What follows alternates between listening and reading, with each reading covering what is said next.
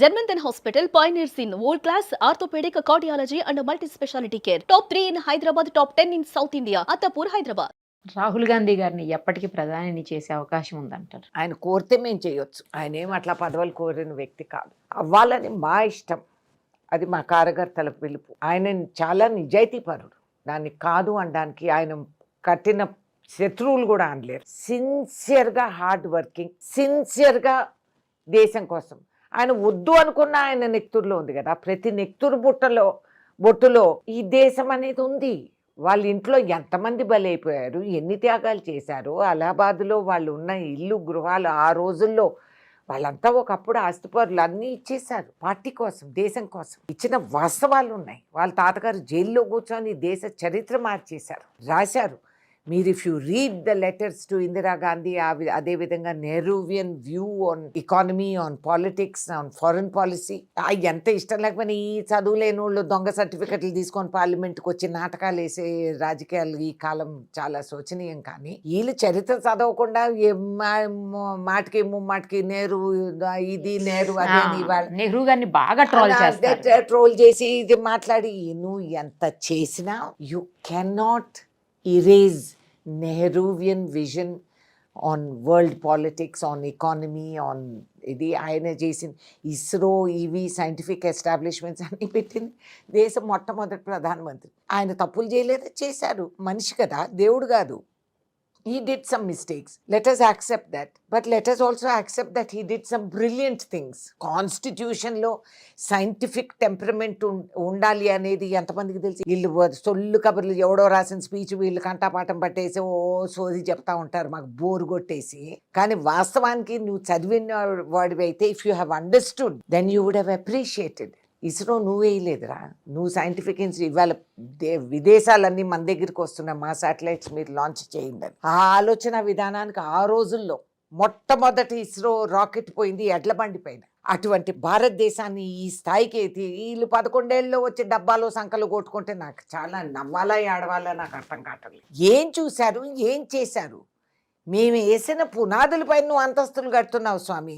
కానీ నువ్వు ఆర్థికంగా నీకు ఇవాళ రోజు నువ్వు చూస్తే నీ రూపాయి ఇంకంత జరిగిపోయింది. మిడిల్ క్లాస్ మధ్యతరగతి వాళ్ళు పిల్లలకి ఈఎంఐలు బ్యాంకుల్లో లోన్లు తీసుకొని మేము విదేశాలు పంపుకున్నాం. ఇవాళ యావత్ ప్రపంచంలో సంచలన గొడవ జరుగుతూ ఉంది. Trade markets have crashed, market is bleeding. ఇవాళ నీ షేర్ వాల్యూస్ అన్ని కింద పడిపోయినాయి. ఒక ట్రంప్ తాండవం ఆడుతున్నాడు. అసలు ఆయన ఎందుకు అలా ఆయన చేసేది ఆయన చేస్తున్నాడు. ఆయన దేశం కోసం ఆయన రాజకీయాలు చేస్తున్నాం. మనం ఏం చేస్తున్నాం? కౌగిలించుకొని ముద్దులు పెట్టుకొని ఇవి పాలిటిక్స్ కాదు బుజ్జి. ఇది అర్థం కావట్లేదు వాళ్ళు. ఇవాళ ఏం చేసాం? మన చుట్టూతా ఉండే శత్రువులే. నేపాల్ ఎప్పుడు కూడా small brother, younger brother of India అని అనుకున్న వాళ్ళని నేపాల్ కూడా మనల్ని ఉరిమి చూస్తూ ఉంది. శ్రీలంక ఎక్కడ ఉంది? బంగ్లాదేశ్ సృష్టించింది బంగ్లాదేశ్ ఇందిరాగాంధీ. ఆ రోజు అంతా వాళ్ళ విదేశీ అహంకారాన్ని తొలగించి పాకిస్తాన్ నడుమెర కొట్టి మనం బంగ్లాదేశ్ ఏర్పాటు చేసాం. ఇవాళ బంగ్లాదేశ్ ఉరిమి చూస్తా ఉంది. What is your foreign policy? నేను అడుగుతున్నా. నేను చెప్పలేదు ఆపరేషన్ సింధూర్ అని ఈయన చెప్తుంటే ఆ ట్రంప్ గారు 26 సార్లు 28 సార్లు నేనే చేశానని ఆయన చెప్తున్నాడు. అది కాదనడానికి కూడా వీళ్ళ దగ్గర సత్తా లేదు. ఇప్పుడు మనం పుటిన్ని కౌగిలించుకొని చైనాని సంకరం పెట్టుకుంటే అది భవిష్యత్తులో ఏంటి అనేది ఆలోచించుకోవాలి. We are in dangerous times. There is a world war going on everywhere. ఎవరికి అర్థం కావట్లేదు. మీరు ఇరాన్ ఇప్పుడు ఆయన ట్రాక్ గీరుతున్నాడు. ఇప్పుడు గ్రీన్లాండ్ ఆయన ఆక్యుపై చేసుకుంటున్నాడు. ఆల్రెడీ వెనిజువెలా ట్రంప్కి ఆయిల్ అవసరం లేదు. America to stop China. See, these are the politics that are going on. Internal గా అది అర్థం చేసుకోవాలా.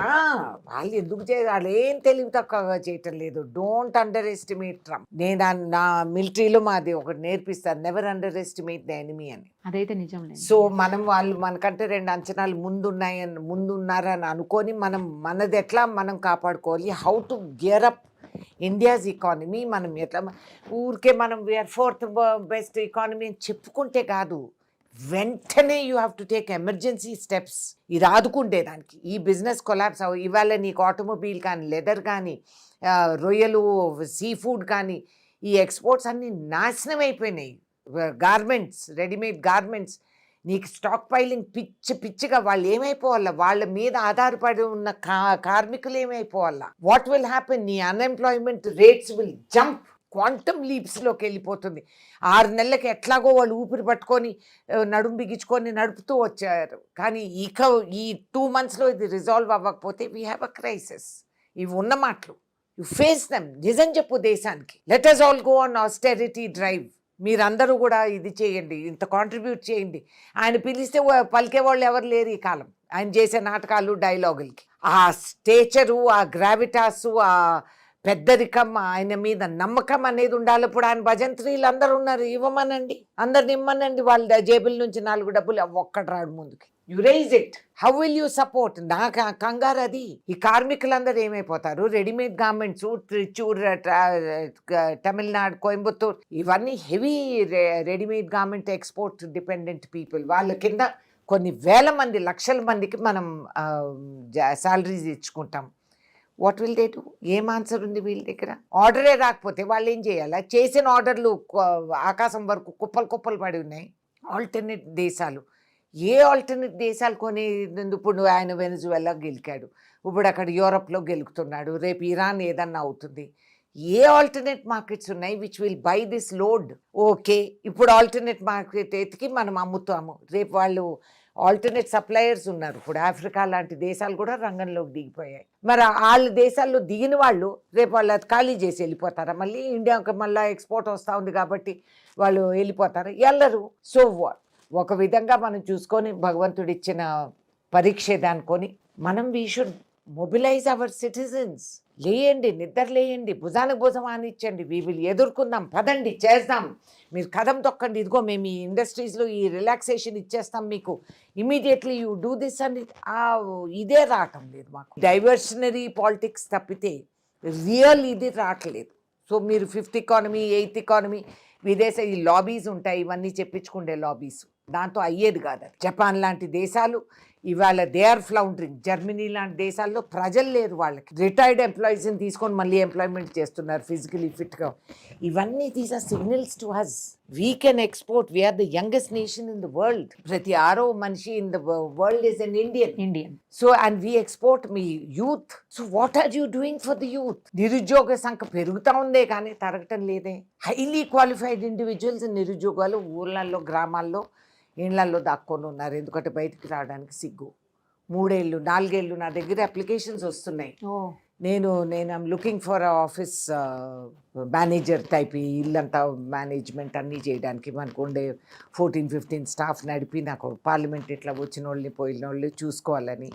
ఐఎమ్ సో సర్ప్రైజ్డ్ పాపం. పిహెచ్డీసు ఇన్నేళ్ళగా 3 ఏళ్ళు 4 ఏళ్ళు 5 ఏళ్ళు లాస్ట్ జాబ్ వచ్చి ఈ స్థాయికి వచ్చి దే వాంట్ టు అప్లై అంటే ఐ ఫీల్ బ్యాడ్. పాపం they are so over qualified. అందరూ సాఫ్ట్వేర్ చేసిన వాళ్ళు. మరి ఇప్పుడు విదేశాల్లో గడగడలు ఉడుకుతున్నారు మన వాళ్ళు. ఎప్పుడు ఏ క్షణం వాళ్ళు దే కాంట్ ప్లాన్. వాళ్ళ పిల్లలు, వాళ్ళ ఫ్యూచర్, ఇంటికి రాలేరు, ఇంటికి వస్తే మళ్ళీ తిరిగిపోలేరు. అసలు ఏమైపోతుంది అనేది. Is it fair what is happening? It's not fair. వాళ్ళ రాజకీయాలు వాళ్ళు చేసుకుంటున్నారు. డోంట్ కేర్ ఎంతో చిక్కడను రాబ్కి బార్ ట్రంప్ సర్కార్ అని ఇంత బ్యాండు బాజా బజాయిస్తే ఏం లాభం? వాళ్ళు లెక్క చేయడు. రోజుకొకసారి అంటాడు I like Modi, I'm very friend of Modi, కానీ కత్తిరిస్తానే ఉంటాడు. అది గ్రహించాలా.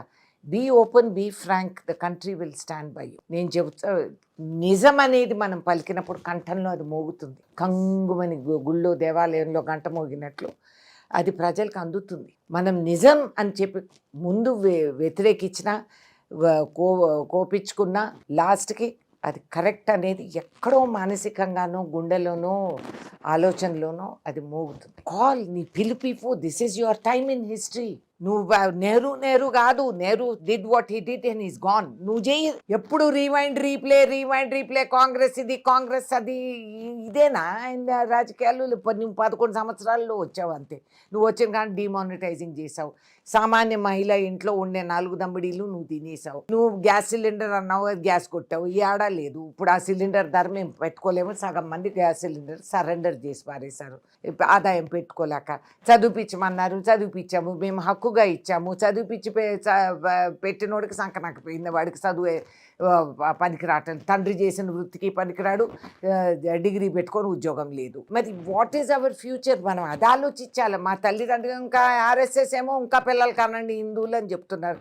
ఓకే కంటాం సార్, మీరేం గ్యారంటీ ఇస్తారని చెప్పండి. ఇప్పుడు కన్న పిల్లల్ని పెంచిన వాళ్ళని కష్టపడి పెంచుకొని కోట్లు మేము అప్పులు తీసుకొని వాళ్ళకి డొనేషన్లు ఇచ్చి సీట్లు తెచ్చుకొని అమెరికాకు పంపించి ఇప్పుడు దిక్కులేని బతుకు మాది. మరి అదేం చేయాలి?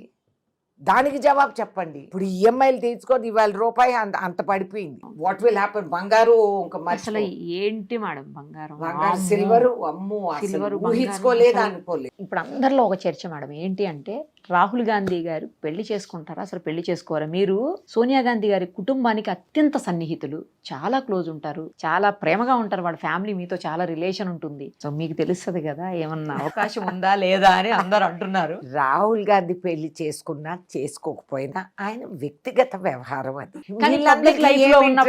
పబ్లిక్ లైఫ్ లో చేసుకోలేదు కదా, అప్పుడు ఆయన్ని కూడా అన్నారు. ఇవన్నీ లేకుండా మా హీరో ఏమన్నా చేసుకుంటాడు, whether he will get married or not married, ఇప్పుడు కాకపోతే రేపో, ఆయన ఇష్టం అది. ఆయన వ్యక్తిగత వ్యవహారాల్లో మనం ఎందుకు దిగాలి? How is it of our concern? ఆయన ఏది ఆలోచించకుండా ఆయన భారత్ జోడో యాత్ర అనేది చేపట్టి అంత ఘనకార్యం ఆయన సాధించారు. మళ్ళీ ఎన్ని జనరేషన్స్కి మనం చూస్తాం అట్లా leader who can walk, who can go to the whole country where his grandfather laid the foundations. వాళ్ళ తాత వేసిన పునాదులు చూసుకుంటూ తిరిగారు. ఇక్రిసాట్ కానీ, ఇస్రో కానీ, పబ్లిక్ సెక్టర్ అండర్టేకింగ్స్ అని కానీ, అగ్రేరియన్ గ్రీన్ రెవల్యూషన్ అని కానీ, ఇవన్నీ వాళ్ళ తాత ముత్తాతలు నాయనమ్మలు అందరూ చేసిన బ్రహ్మాండం అది. సో అట్లాగే ఈ పిల్లోడు కూడా నడుచుకుంటూ పోయారు. సో అది మనం చూడాలి. కానీ ఆయన పెళ్లి చేసుకుంటాడా లేదా ఆయన personal, I never ask, it's not my business. My business అంటారా? రియల్లీ ఎవరు బిజినెస్ అని కూడా అంటారు. ఫ్యాక్ట్. అంటే ఆయన గురించి మాట్లాడినప్పుడు ఫస్ట్ దాని గురించి మాట్లాడుతున్నారు. అంటే చాలా మందికి కొన్ని చేదస్తాలు ఉంటాయి, ఆయన చేసుకుంటే జాతకాలు మారతాయి ఇవి అవి అని అనుకుంటా ఉంటారు. అవన్నీ కథలు. అది కూడా అంటారు. ఆయన ఇష్టం ఉంటే ఆయన చేసుకుంటాడు, ఎవడొద్దంటాడు అనుకో అంటే 1 కోటి మంది వచ్చి నిలబడతారు, ఏముంది. బట్ దట్స్ నాట్ క్రైటీరియా కదా. So he's not interested, let him not be. If he gets married, very happy. లేకపోయినా very happy. సుమన్ టీవీలో మీ పర్సనల్ అండ్ బిజినెస్ ప్రమోషన్స్ కోసం కింది నెంబర్కి కాంటాక్ట్ చేయండి.